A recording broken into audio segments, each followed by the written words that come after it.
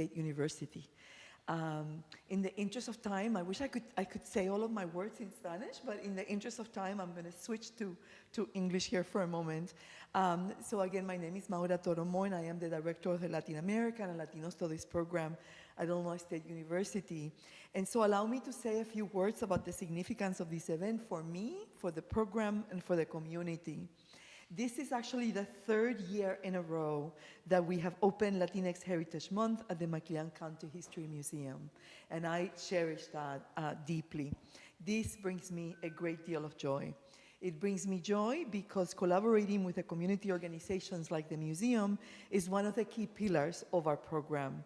It also brings me joy because each event we have organized for the last 3 years has offered important ideas, important lessons, important insights about the local Latinx community. And if you allow me 1 minute to go down memory lane, I think it's important to continue the conversation here this evening. The first event that we did about 3 years ago, I don't know, Micaela, if you remember that far back, was on the labels Hispanic, Latino, Latinx, and how they are used locally to self-identify ourselves. We learned a lot of wonderful things, most principally that language matters and that and changes, right? And that one label cannot encompass the diversity that exists in our community. The second event, we gathered second and third generation Latinos that were born and raised here in Central Illinois, voices from our community, to continue to shed light on what it's like to grow up in Central Illinois. And this evening, we gather immigrants and the Immigration Project, an immigrant-serving community organization, to continue to shed light on the complexities of community, belonging, and immigration. The Midwest today is at the epicenter of another immigration debate, not of our own making, but constructed in the political landscape of xenophobia and racism. The panel that you will hear this evening challenges those controversies and speaks loudly and clearly that immigrants are the heart and soul of our community. This evening, we hope to offer you an understanding of the contributions of immigrants and refugees in communities like Bloomington Normal. And I hope this evening becomes an important moment to further deepen our knowledge of the importance that immigrants and refugees play in our communities. Immigrants, even those who come without resources, become important members of our communities and enrich our lives in so many ways. And so in closing, I want to call your attention to the month-long series of events that are part of Latinx Heritage Month that will culminate, as Micaela pointed out, on November 1st with the Day of the Dead celebration right here at the museum. And so I do want to say a few words about how we will proceed here this evening. I want to introduce my right hand, my left hand, and sort of my new co-worker in the department of and the program of Latino Studies at ISU, Vanessa Hernandez. And then she will introduce this, or the speakers will introduce themselves, and she will call upon them as we move through the program. So Vanessa? Hello, everyone. Thank you so much for coming out. I really appreciate it. I'm going to keep my introduction pretty short because we have wonderful perspectives that I would love to get to first. I'd like to say I'm very thankful for this opportunity, and I'm really excited to engage you guys in this conversation. We've spoken with some of the participants already, and we've had amazing, interesting conversations, so I'm super excited to share that. If you guys would like to just go down the line and introduce yourselves, and then we can go ahead and start sharing, if that works. My name is Camila Graunke. I am working with the Immigration Project as a therapist in training. I'm from Ecuador and been in the States for about 18 years, and been an advocate for the immigrant community ever since. Hello, I am Yolanda Alonso, and I run a blog on Instagram and Facebook. The name is Latinos en BloNo, and I share information, tips, and things to do in Bloomington and Normal. And I have been here in Bloomington for 5 years, in the States for 8. Hola, buenas tardes. Mi nombre es Miriam Padilla y soy parte de la comunidad. y he tenido la gran oportunidad de poder hacer el montaje de la ofrenda aquí en el museo y tengo 3 años ya viviendo aquí en Bloomington Normal. Hello, my name is Jesús Islas. I am just an engineer working on Rivian. We take the opportunity just to move here and this beautiful town 3 years ago. So I am just a part of this big and amazing community.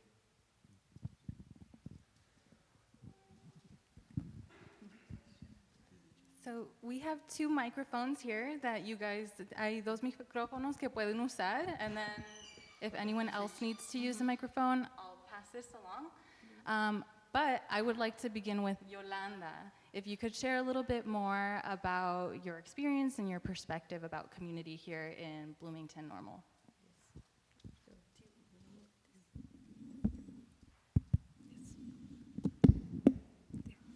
Thank you.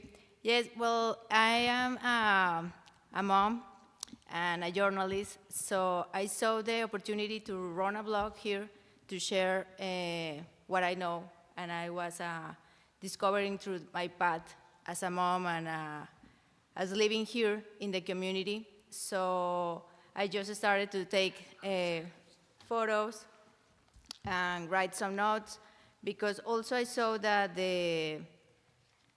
if you can take a look in the media, it's nothing in Spanish. So for the people who's living here and they just speaking Spanish, it's a cultural shock, you know? Because they live here, but they can understand everything.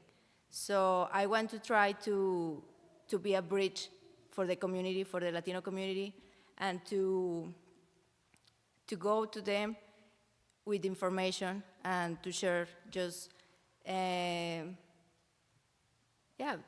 share the information about the community and to say, like, you can do this, or there are some tips for us, because living here, we are part of the community, so we need to be in the loop, no? To be in the loop with the community, to follow what's going on. So I think that my work here is to try to be a bridge for the Latino community and to share information. Thank you so much. You brought up some wonderful points that we'll get back to. We have someone else, so if you'd like to introduce yourself really quickly. Yeah. How you guys doing? My name is Jair Bustos, and I've been working with the Immigration Project for about 1.5 years. I'm very happy to be here and represent TIP. We are a community organization that helps out immigrants from all kinds of backgrounds, and as an immigrant myself, I always go for the pay it forward attitude. You know, I've went through certain difficulties as an immigrant, and now that these opportunities are open, I want to let everybody know and spread the word. Yeah, thank you so much. Also, I love that point. As an immigrant myself, I also would like to do the same, so awesome. I appreciate the same mission.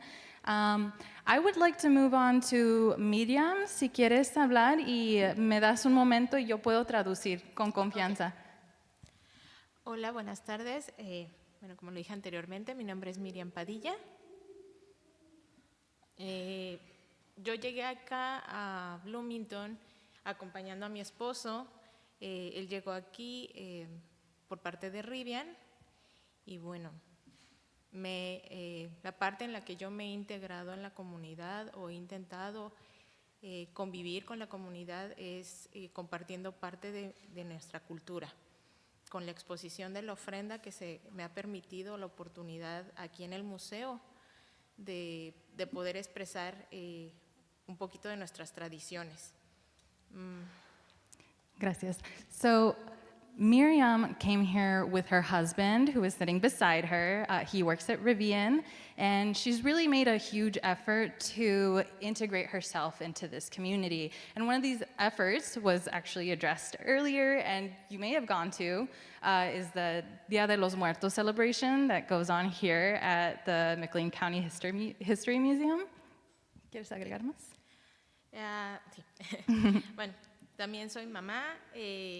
Y bueno, parte de integrarte en la comunidad es conocer un poquito de lo que se vive en ella misma, y he tenido la oportunidad de integrarme como voluntaria en diferentes organizaciones. Al día de hoy me encuentro como voluntaria en Immigration Project, y bueno, pues esta es la parte importante de cuando migras, ¿no? Poderte ubicar y poder, como lo dijo Yolanda, a marcar brecha o abrir espacios donde la comunidad pueda seguirse integrando poco a poco. Gracias. Thank you.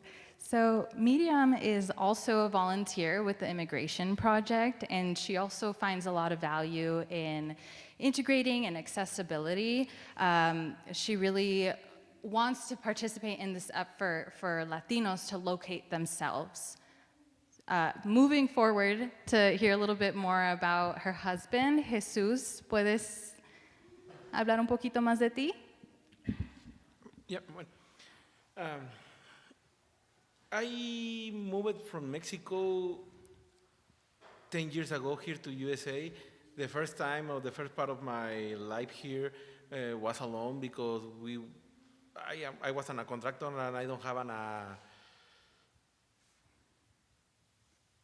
or I was jumping to many places just for the job. So when I found the opportunity just to stay more stabilizer in one place, is when I bring my family here with me.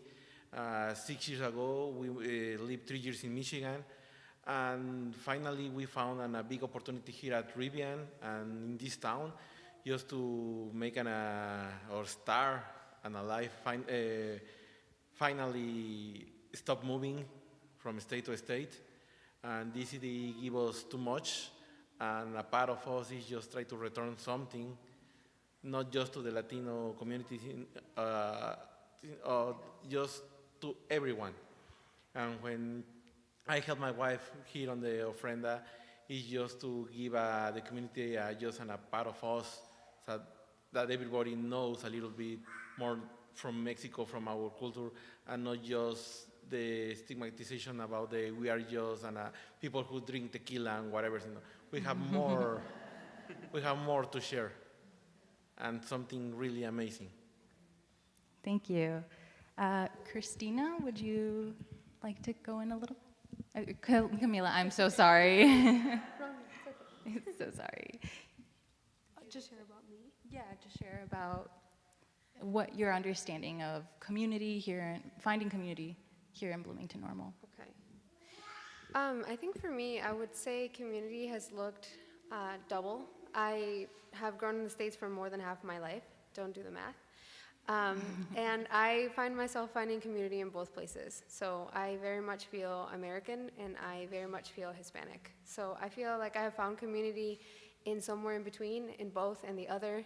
And I have found community in the people who are that third generation, I immigrated here, but I become that third culture. And being able to help in both places have been of value to me.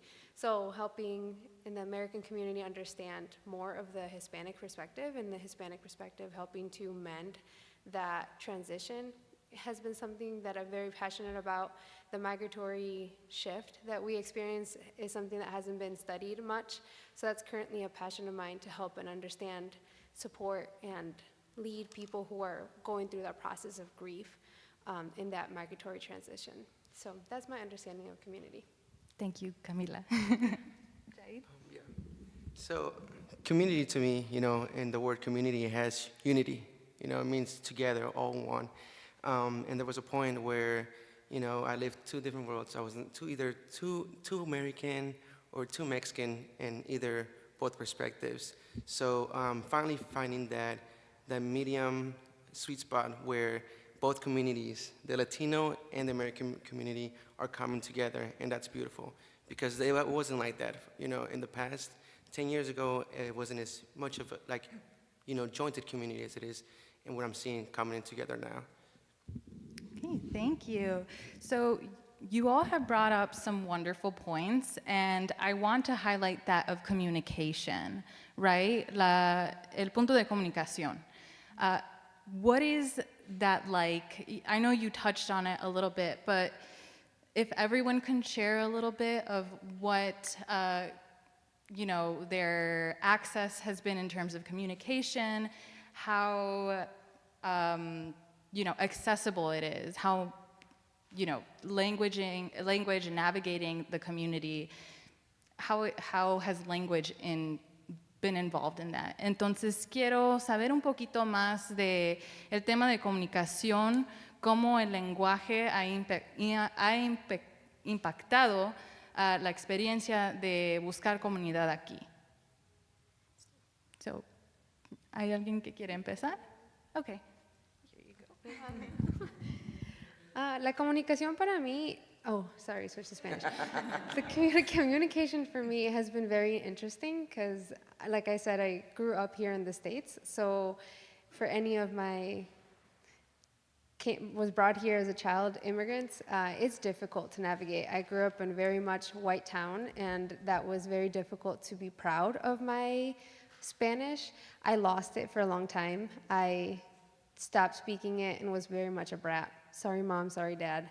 I was very much a brat about speaking it at home.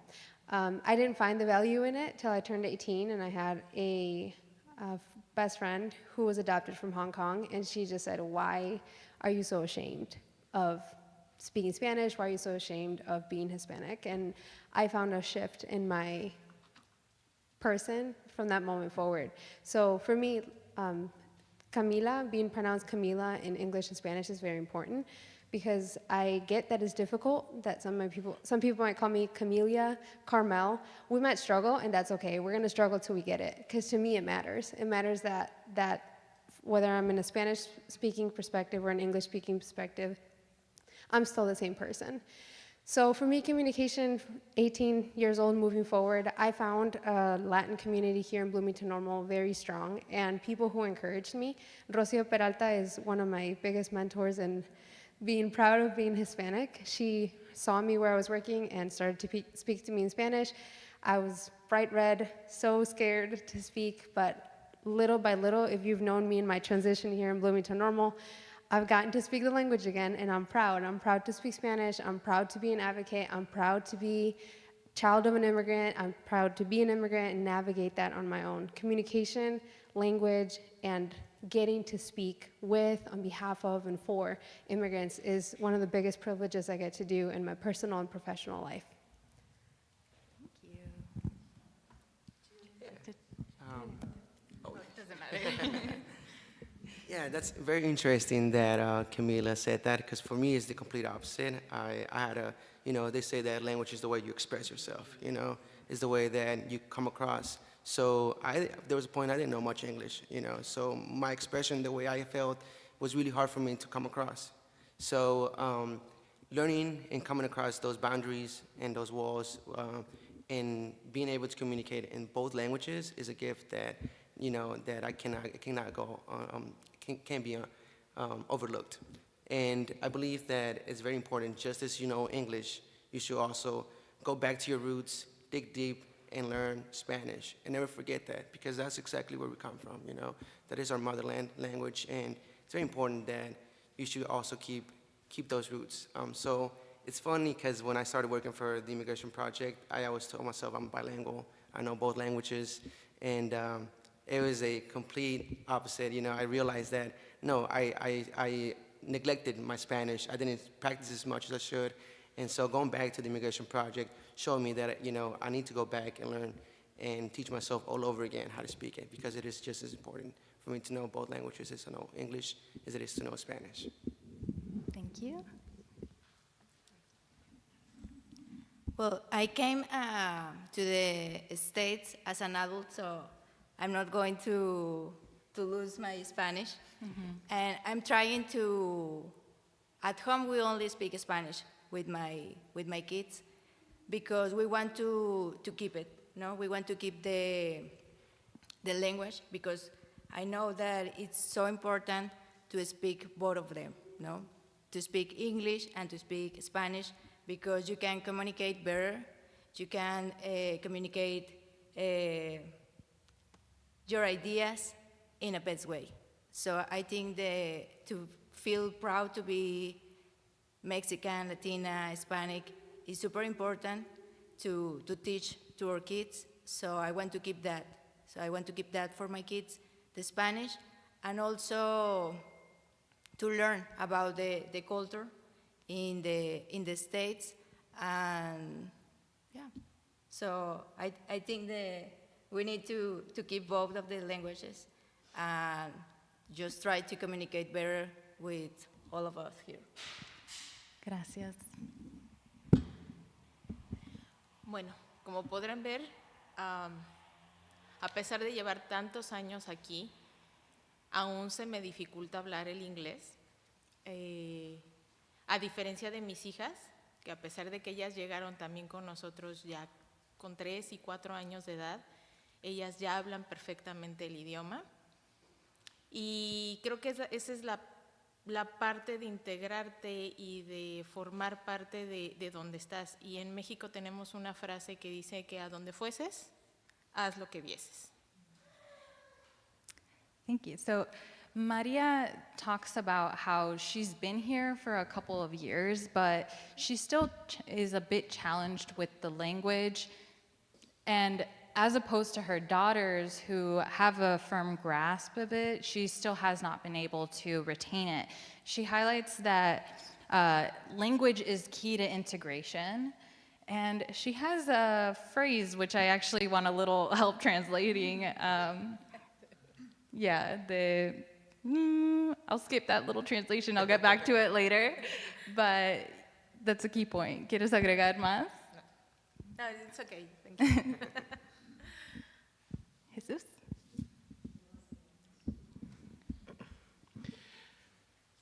The barrier of the language is so difficult for many people, but also I identify that some places are working to make us easier that language barrier.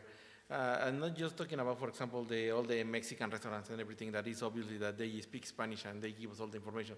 But some places are working enough, just talking, for example, Mayer, Walmart, in another place or other stores, that they make the efforts just to put all the information in both languages, just to help all the people that cannot speak English or don't read in English.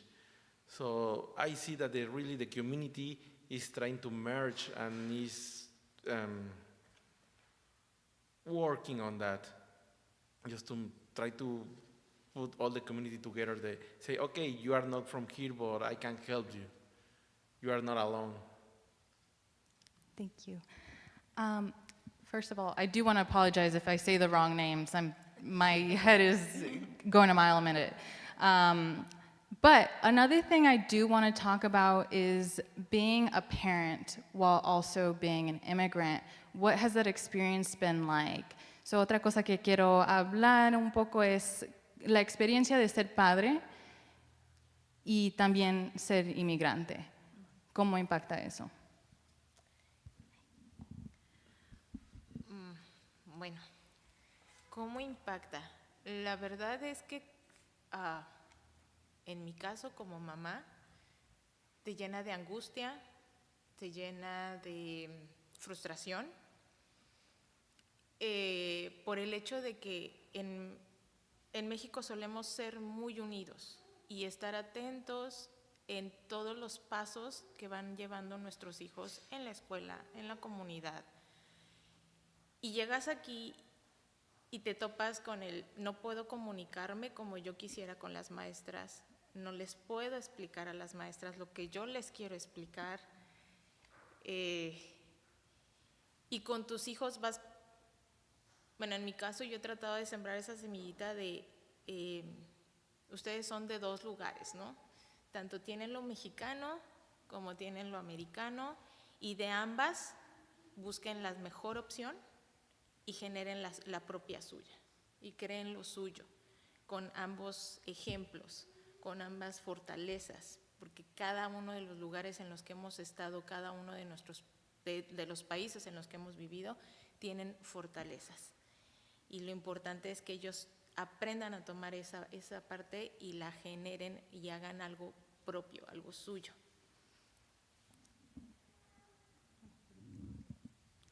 Yeah, I'll translate a little bit, voy a traducir poquito. Entonces, Miriam mencionó que se ha hecho la experiencia de ser, I'm speaking Spanish, sorry.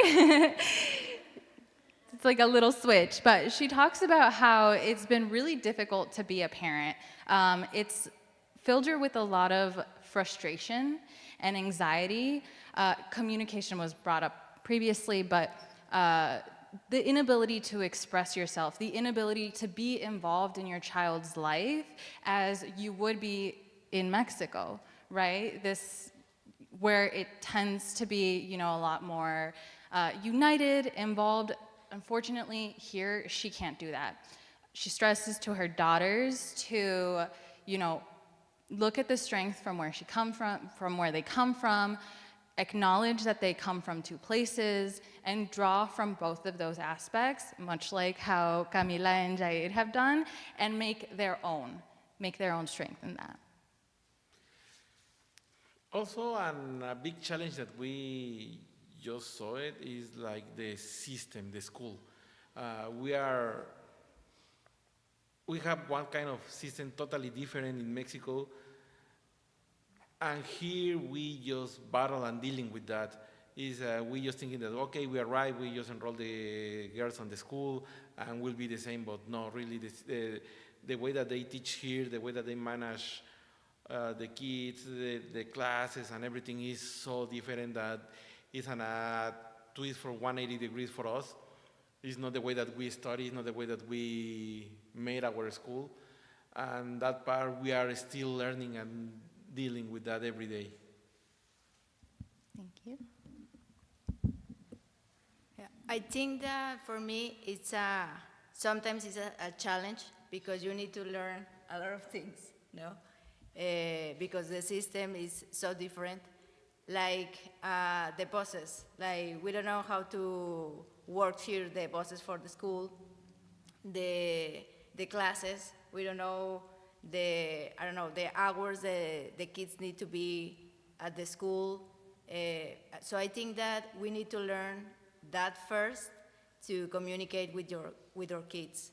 So sometimes it's a challenge, but also an opportunity to learn about the culture here and to communicate better with the teachers and the kids. But yeah, we need to learn a lot of things. So my daughter is attending kindergarten, and I went to a couple of meetings over there, and it was like papers with information. I said like, okay, we need to read all of these to know how it's going to work, all the things, like the lunch, the snack, the buses, the hours. So yeah, you need to learn how everything is working here. Yeah, like there's a gap between, you know, because of this language discrepancy, there's a gap between what you have to do for your children, or at least knowing what you have to do. Yes, I think that you need to figure out, but also because you are new here. Right. Because I was living here, but I don't have kids. Mm-hmm. So she's my first kid, and is the first one who's going to be here in the school. Mm-hmm. So it's like, okay, we need to figure out how it's working, you know, and to go with them. Yeah, thank you for letting me know about that. I know you guys talked about school a little bit, so if you would like to share about that. Oh, no. So I'm with them. There's definitely a cultural shock. I came here when I was in my second, third grade, and I remember growing up in Mexico, we would have uniforms. Even the times were different. You know, Mexico's a little earlier, so you get out of school a little earlier as well. And of course, the food, you know. Come here and you get chicken tenders, and first time trying corn dogs is something that I'm just like, wait a minute, you know. First time trying ranch, which was completely crazy, you know. I'm like, dude, the ranch, amazing. But besides the fact is, yeah, it's a whole different, you have to adapt in so many different aspects that it's such a, like, for a kid who's just trying to find, still learning, still growing up, trying to find just the right time to learn all this and take it all in. But yeah, I'm very grateful that even though I came at a young age, that I learned to adapt, you know. You learn to adapt, you learn to handle these things on your own, so, yeah. I think I'll share from the perspective of, this is where I tip my hat to my parents, because I think they did a great job. I think being a parent, wouldn't know, but it seems difficult. It seems difficult to raise children in general, whether you are an immigrant or not, but being an immigrant just adds an extra layer of difficulty to that. And so I think my parents did a great job in navigating, my parents and all parents of immigrants, and just navigating that. You're navigating two things at once. You're navigating parenthood at the same time that you're individually processing through what it means to be an immigrant for yourself. So you might be struggling with finding a job, you might be struggling with finding residence, you might be struggling with navigating a new job and navigating being a parent in a new country, and all those things while your kids still need you to be their mom and to be their dad. That's it. They're not looking for dad being an immigrant, mom being an immigrant. They just want mom and they just want dad. But you're still navigating that individually. So for me, hats off to all the parents who are navigating those dual lives at once. And doing the best they can to raise their children without the fear or the weight of what's happening. I think that at least my parents did a great job in protecting me from anger or bitterness from what we were dealing with. I didn't know that I grew up poor. I think I just had a great childhood, and I had great parents who loved me. And so just props to the parents who deal with both of those things at the same time. Yeah, that's a wonderful point. I really appreciate that you brought up just the precarity, what that really means, how that brings so much instability. And Jesús actually talked about stability. So I have a question. What about Bloomington Normal made you all feel stable here? What made you sit down here? I know you mentioned work a bit, but any other aspect that influenced you staying here? Okay, the first one is the work, obviously. If I don't have the offer on Rivian, I still will be a contractor, maybe now working in Mexico or Mississippi or North Dakota, I don't know.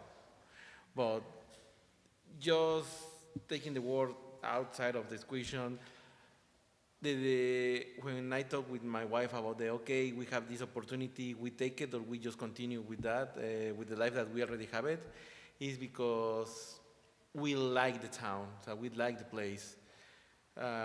We live here like 1 year like a contractor, and we know that at some point I need to migrate to another place. And we decided just to stay here because we see a future on this city, how the people work together here, how is all the community and everything. And we decided that it's a good place just to raise our children when our daughters here. Thank you.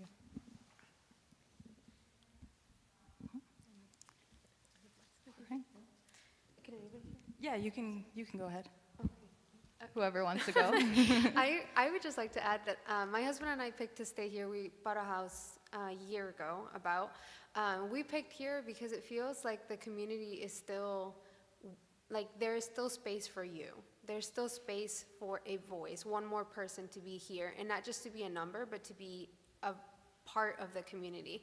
So I feel like for us, we have felt supported. Anywhere I've gone, there's still smiley faces even in the crowd that I recognize that are like, hey, it's nice to see you. Like, that's awesome. In a random, like, sorry, not random, but at the Historic Museum, we get to gather, and I get to know faces, I get to know people, and we get to cheer each other on. So like I see, like, Marinela, that's great, that's awesome. She's a big part of our community, and we get to cheer her on while she cheers us on, and we get to see Hannah and Sarah and like all these different people who we get to be participants in the making of a diverse community. We get to be a part and a voice, and not just be like one more number. We get to be a part of it. There's enough space for people to be a part of it. So I think that's why we picked to be a part of Bloomington Normal. So I didn't pick Bloomington. Bloomington picked me. It came at a young age, but I'm very grateful that I am in the state of Illinois because Illinois is one of the states that's actually very positive and are for the immigrants. Not every state has such, benefits of being for the people. And I love that through the years I've seen that the Latino community is growing stronger, and we have people as who are like presenting in the House and in such important roles that are based from Bloomington and are growing in our community. And I love seeing that. I love seeing the small businesses that are owned by Latinos coming into place and seeing these people fighting those stereotypes, you know. I love seeing positive impacts coming out of here.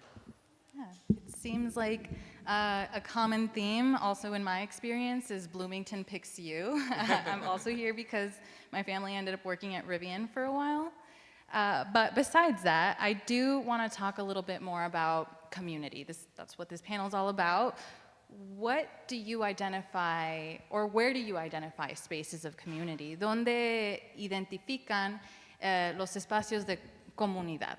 ¿O qué relacionan a su comunidad aquí en Bloomington Normal?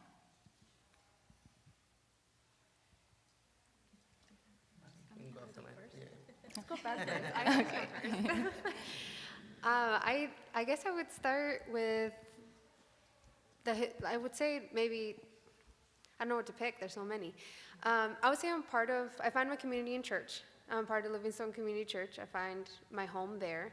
I find my home at Immigration Project. This is my second time working at Immigration Project, and I love the agency, I love the mission, I love what they do. I love to be a part of TIP.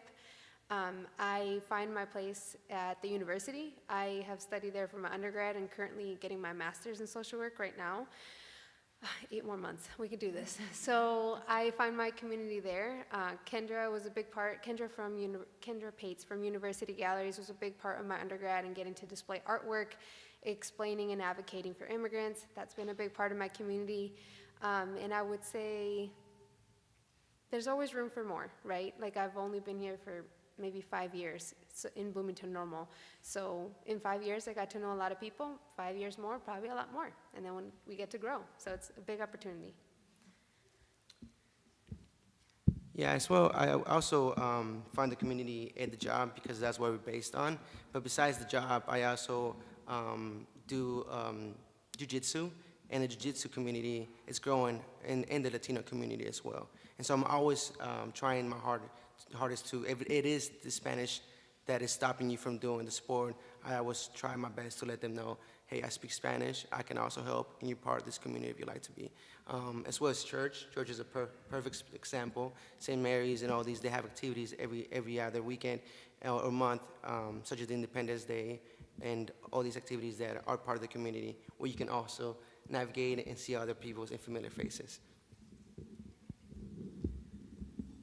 Well, I think that my first community is my family, but I like to work, I really like to live here and to see how everyone works together, no? Right. Like here, the museum, the university. I have been working a lot with Hannah of Illinois Art Station, and every time it's like, hey, we have this event, can we work together? So I think that it's super important for the community because we are inviting to everyone, no? First, we receive the invite, and then we can just share it to everyone. So I think doing that is making community because we are trying to work all of us together. So I think this is super important. Thanks. Ok, bueno, creo que a últimas fechas en todos lados podemos encontrar comunidad. Digo, básicamente estamos ya en una, pero gente hispana, bueno, me ha tocado encontrarla hasta en el súper, ¿no? El simple hecho de escuchar a alguien que te hable en español y que lo puedas saludar a tu manera, eso ya para ti te deja una pequeña huella donde dices, bueno, sí formamos parte de aquí, de este lugar, de las cosas que hay aquí. Entonces. Great. So language is a key thing that Miriam highlights, and she highlights that you can find community everywhere. As you know, Camila and Jair and Yolanda pointed out, it really isn't in a singular space. You know, an example she provides is going to the supermarket and you hear someone speaking Spanish and suddenly you feel like, okay, maybe I am a little part of it. And I do want to highlight, the past 2 years we've done a panel on language, so really highlighting the importance of language and building community. Ya. Y bueno, aparte la comunidad que hay o que vas generando de las personas que vas conociendo que integran, o en este caso por medio del trabajo de mi esposo, pues también te vas haciendo conexiones y conociendo gente. And additionally, the people that you just go along meeting, for example, the people she's met by way of her husband's job, also start kind of building relationships and communities that way. Miriam is very humble in her explaining of community. She also was one of the pioneers of a big group chat that's like 250 people plus of immigrants who found a home, who get to have gatherings together. So she's very humble about this, but she's a huge pioneer and a big leader in the community that has helped people feel at home. Anywhere you come from. She doesn't check, are you just from Rivian? She lets anybody walk into that chat and just feel a part of the community.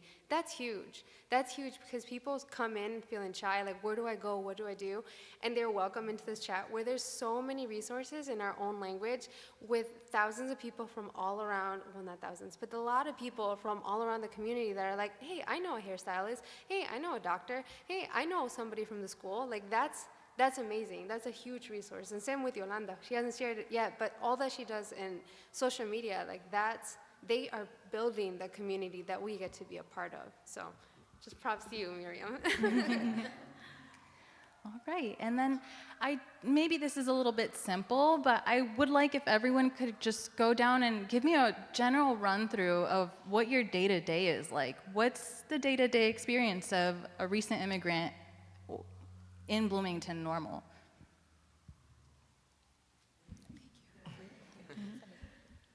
I think that I am the easiest one. Basically, I pass most of my day just at work. And I can say that in work we have a big, not just Hispanic community, we have a lot of people from Asia, Indians, a lot of Americans, a lot of Mexicans, and everyone just work together. And basically I spend 70% of my day there. Well, just on the afternoons, we just take my daughters to another extra lessons. On the afternoons, try to go to the gym, the pool, just to spend time with the family. Weekends, spend time with the friends.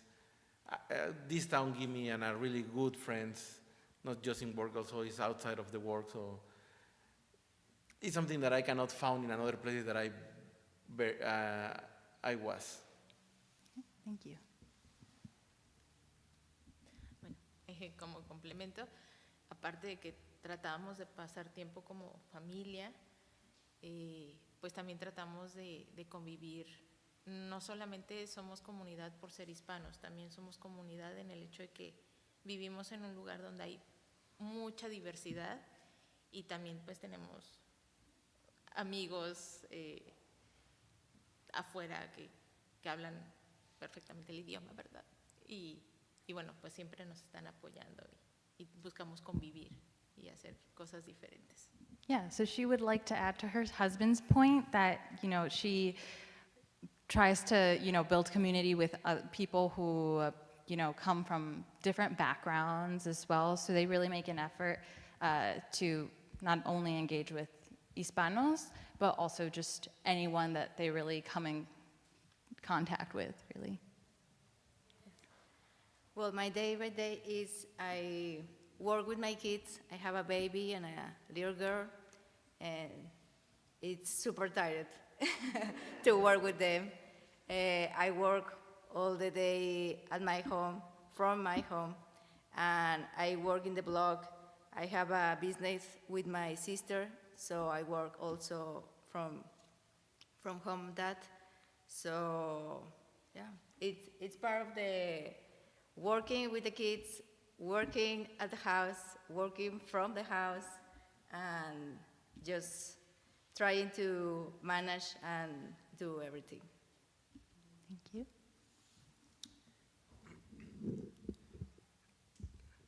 I work at the Immigration Project 5 days a week, and we usually help in all kinds of aspects from social, legal, and just thanks to Camila, we're now helping with the mental health for immigrants. In my own spare time, I love music. I spend a lot of time in the music community, and I also help kiddos with jiu-jitsu. So I'm always trying to teach the kids new moves and new stuff. And like I mentioned earlier, I really try to bring a lot of the Latino community to the jiu-jitsu because it is very important to them to have a place for them to feel safe. One thing about jiu-jitsu that I can really compare to, the Latino community is that they don't judge. They don't judge where you come from. They don't judge how tall you are, how much Spanish you know, or English you know. My apologies. But all they care is for you to show up and show the effort and make the effort to be there, be present. And that is the same thing it is for us immigrants, We tell ourselves this every day: be present, show up, do these things, because even though it might be hard at the time, it's only temporarily. And I want to show everyone that is the case. This is only something that you gotta adapt, you gotta pass through, and eventually you'll get better. I work at Immigration Project, so like Jair, my 40 hours are spent at Immigration Project. I am blessed to be able to work as a therapist in training there, so I get to do counseling for one-on-one clients. I get to run support groups, and I get to help with statement development. So statement development, for those of you who might not know, you have to write a statement when you're applying for a type of legal relief, like a U visa or a VAWA or asylum. You have to write statements about what happened in your country. You can imagine what it feels like to live through a crime or a trauma once. That's difficult enough. To have to write about it is a whole nother level. It's been years of survival, and now you gotta write it into detail and explain to the officers, this is what I lived through. Found an incredible story, right? It is difficult and challenging for our clients to do so. They can do so on their own, but they don't have to. If we get to work alongside a therapist or an attorney to write this, it helps to not have to go through that process alone. So that's the bulk of my time at Immigration Project. I'm also a student in the ISU, Illinois State University. So if I'm not at TIP, I'm a graduate assistant for the School of Social Work, or I'm taking classes. If I'm not at school, at GA, or at Immigration Project, I'm doing homework. If you see me outside of any of those things, I'm probably sleeping or taking a nap. That's it. I know we want to leave some time for questions, about 10 minutes, right?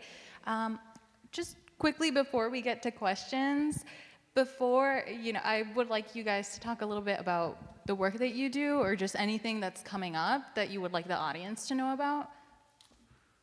Yeah.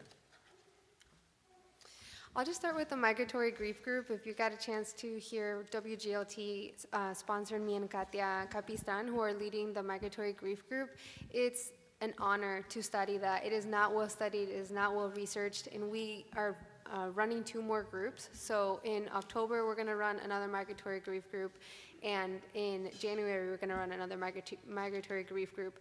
The goal is really to understand better what this transition looks like. I've lived it, we've lived it, what migratory grief feels like, but on a scholarly level, there's more research to be done, there's more to explore, there's more to understand, so that we can better support individuals who are walking through it. So that's on the mental health aspect, and Jair can share more about Immigration Project's social service and legal. Yes. So one of the good aspects where I know that the Latino community is growing is because our office is growing. Over the years, we have grown, 4 times as much. I remember when I first applied for my DACA renewal 4 years ago, they were in a small office right across where we're at, and basically had like 1/4 of the people that are working there now. Now we have volunteers, interns, people as kind as her to come and help us out because we're not capable of doing it on our own. So we need the help and everything that we can gather to be able to sustain with the impact of immigrants coming in. So as well as we are thinking of spreading to Springfield, which is, it would be a wonderful thing because, with the new program that we have coming up, it's going to quadruple the amount of clients that we're going to take. So that's a good thing to show that, hey, the Latino community is growing and there's a positive impact. Right. ¿Tienen algunos eventos o quieren hablar poquito del trabajo que han hecho? Well, for now we have an exhibit at Bloomington Public Library, so everyone can just visit over there. It's in the second floor, and it's about, the exhibit is celebrating in 2 languages. It's 20 portraits about the Latino community, and it talks about to be here, to create a space for the Latino community, not just if you are just enjoying the books or the services at the library, but also to see the Latino community that I am part of the community and I can be here also in the exhibit, in their walls. No? So I think it's an important space, and it's an important exhibit for the Latino community. And the next activities, we are also working with Illinois Art Station and the Language Spot for another activity. We are going to create a mural of Frida Kahlo for the new classroom. And also I'm working with the museum for the Dia de Muertos. We will have a lot of surprises for that day, but we are working in the translations and in the new program that they will have for English and Spanish. And to keep the loop, you need to follow Latinos en BloNo in Instagram and Facebook because we are working so much. And yes, it's now like for this month, the Hispanic and Latino Heritage Month, it's like, it's huge. It's like, I need to manage everything super well because it's a lot of work. But I'm so happy to collaborate and to help the Latino community here in Bloomington. Bueno, pues no me queda más que recordarles nuevamente que los esperamos el 1 de noviembre aquí en el museo para celebrar el Día de Muertos. Yeah, so she's reminding you to come to the Day of the Dead celebration on November 1st here at the museum. All right. ¿Listo? Okay. Well, I would like to thank you guys all for coming. Do you want to add something else? Oh, yeah. Well, if you guys are interested in any of the benefits or programs that we have mentioned, such as the social or the legal would be more naturalization or such, we do have cards that you guys can grab from. And I just want to let you guys know that everyone is welcome. Yeah, thank you for sharing that. And thank you to everyone. Gracias a todos por participar. And thank you for your hard work.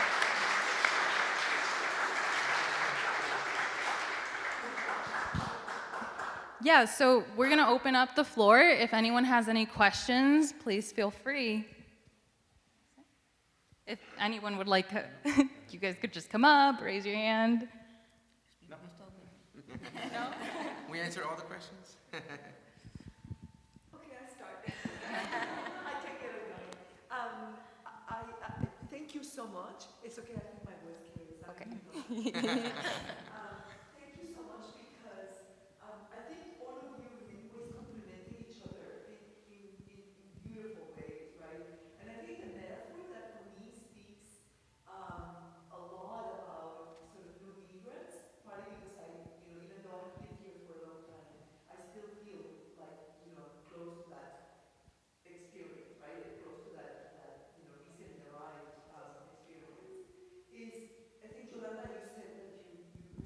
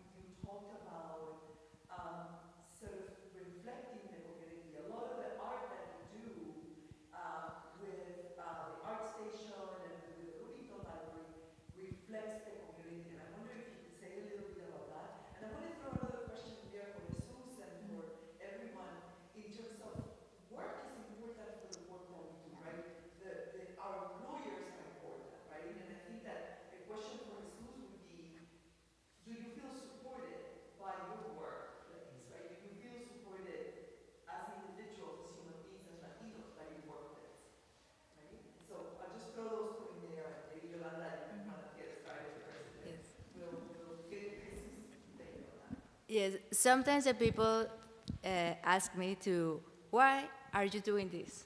Why are you volunteer? And I say, like, I think it's important, because I saw that nobody was doing that.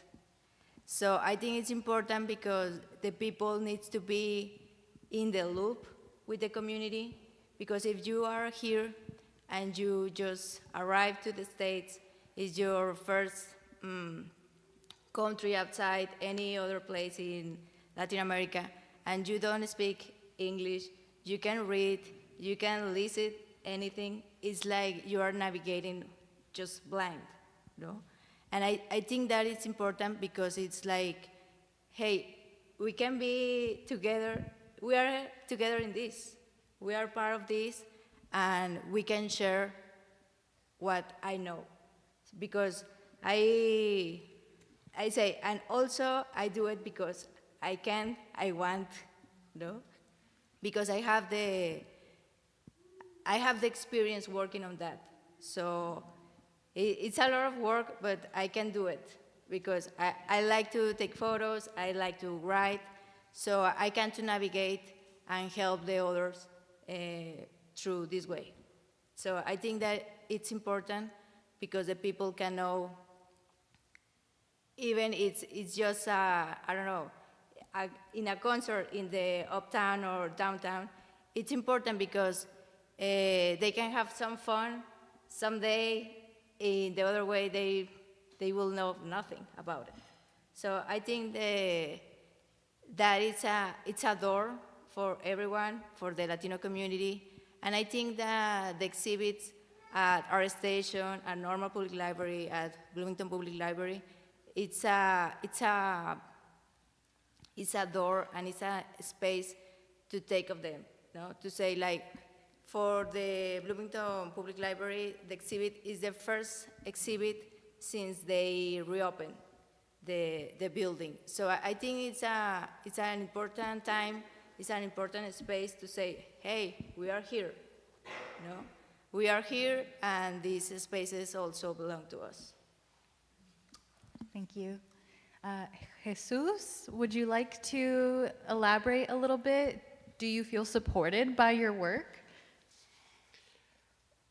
In a certain point, yes, but normally the Rivian have his own activities just to make community inside of the plant. But most of the activities that I have, or we have it, like family in the town, is not related to work, and this is the part that I like it. So just that I can just separate work from my personal life. Yeah. So I can leave my work responsibilities and issues just inside of the plant, and when I just get out, it's okay, this is another part of my life, and I don't mix together. Yeah. But yeah, at a certain point, yeah, I feel supported by my work. That's lovely to hear. Did anyone else come up with any other questions that they'd like to ask at this moment? Yeah, en español o inglés. ¿Otras preguntas que tienen?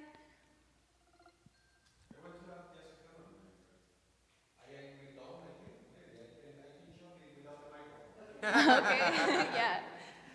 Okay, yes, I want to share you, congratulations for everybody. Actually, I come from Harlan Community College. I represent the Latinos students at my age, actually. But actually, we want to share activities with you and Dia de los Muertos and many activities on the way. And I feel happy with the activities that you want to do in the next steps. Yes? You can always follow us too at the Immigration Project, where we post all our events and everything that's going on and keep up to date. Yes, perfect. We're going to be there too. Yeah, and if you would like to stay back a little bit and talk to Maura and I'm not sure if you're familiar with her, but we would love to engage in conversation. Yes, mi nombre es Antonio, vengo de Hermosillo, Sonora, así que pues mucho gusto conocerlos a todos también. Mucho gusto. I know there was another question in the back. Also for Jack, I was curious from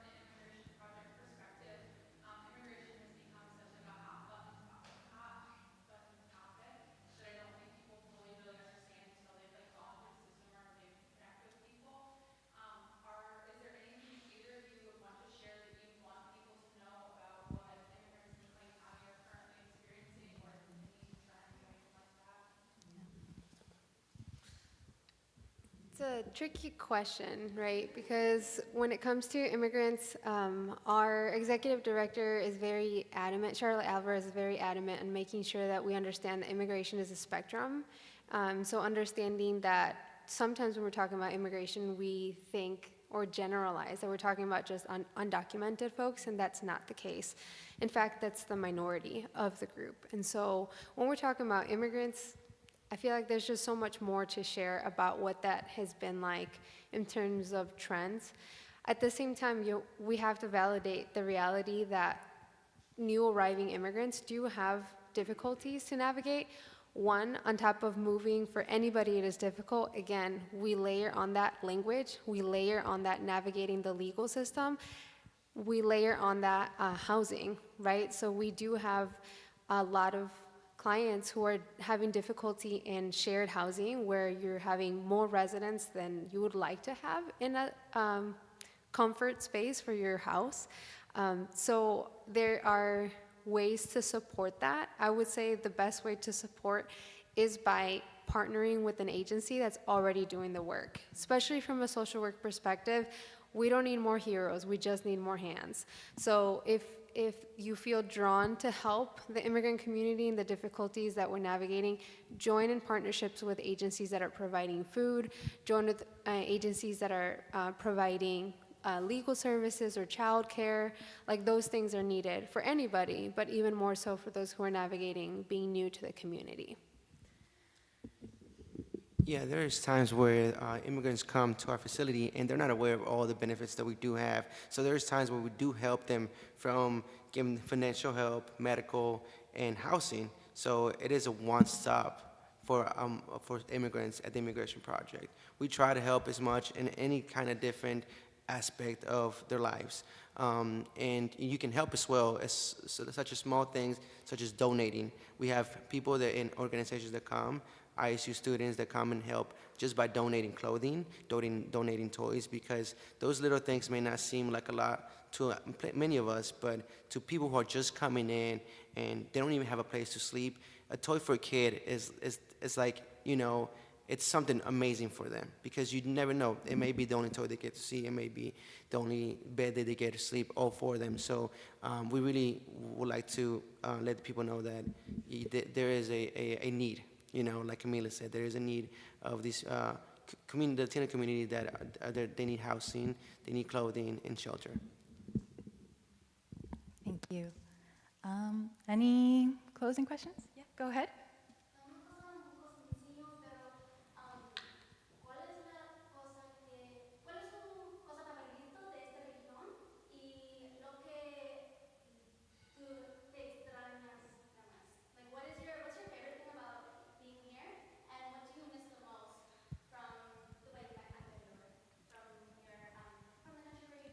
Okay, I'll take up. So I love the diversity in the United States. You know, I get to try all kinds of different foods and get to meet people from all kinds of different backgrounds, which helps me grow as a person. You know, certain beliefs that I had that, you know, I was very perhaps closed-minded. I'm more open-minded now because I understand there's more than one religion, there's more than one ethnicity, and more than one belief, right? So coming from such a place where, you know, your culture to be Christian or a certain place, you're not used to seeing such a different change in religion. So that's amazing. I'm all about, you know, whatever you represent, you know. But the one thing I do miss the most, I feel like you're constantly in a battle. As an immigrant, you're always going to be an immigrant, you know. You're always going to have to learn to adapt yourself because you always want to come back to your roots. You're always going to have that, I got to go back to my roots, and I miss this part of me, right? But you have to find, like I mentioned earlier, that medium sweet spot where you get to control both worlds and you combine them. So there is a lot of things that I miss, such as the culture in Mexico where you're playing soccer in the streets, you know. We would hang out, a couple nets, and put it in the middle of the streets where cars would come. We'll pick them right up and put them back down together. That is the best childhood that I have, that I miss.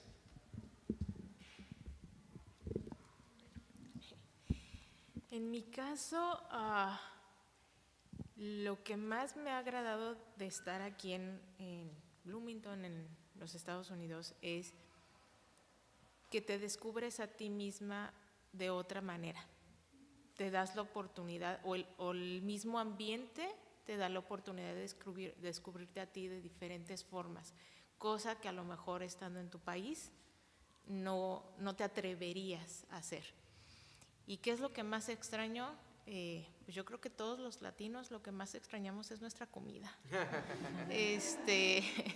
Y ese calor, ese apapacho que sientes cada vez que convives con tu gente.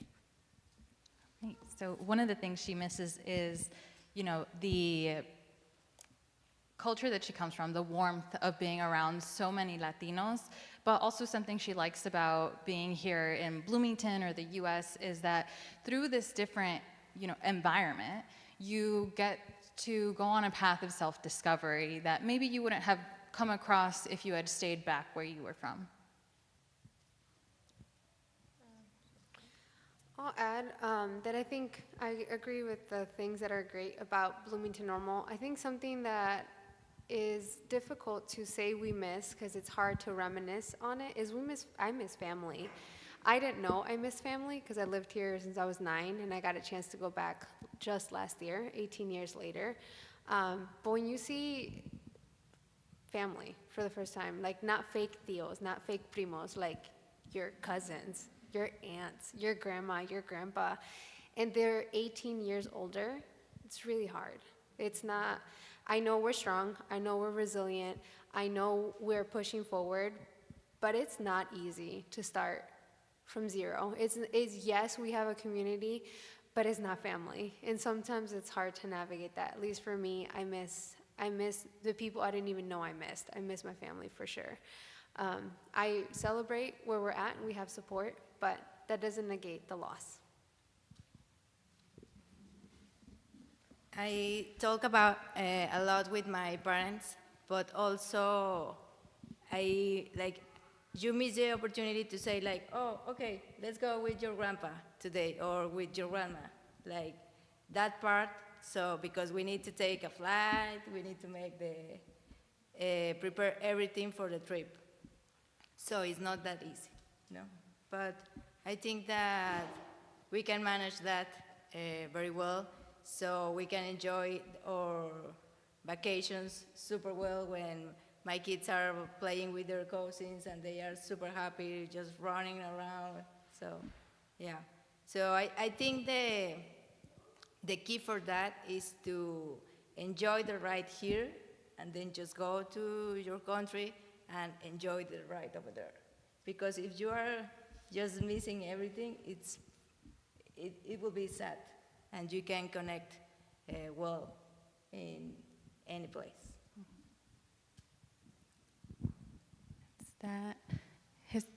Jesús, ¿quieres agregar algo o está bien? Okay, gracias. Well, I think I'm going to cut it off there. Professor, do you want to say something, or should I just go ahead and close it? All right. Well, I would like to thank everyone here for both their participation and their hard work. And I also would like to thank the McLean County History Museum for hosting us. And thank you all for all coming. We really hope to see you again. We have so many events coming up, so please keep that in mind.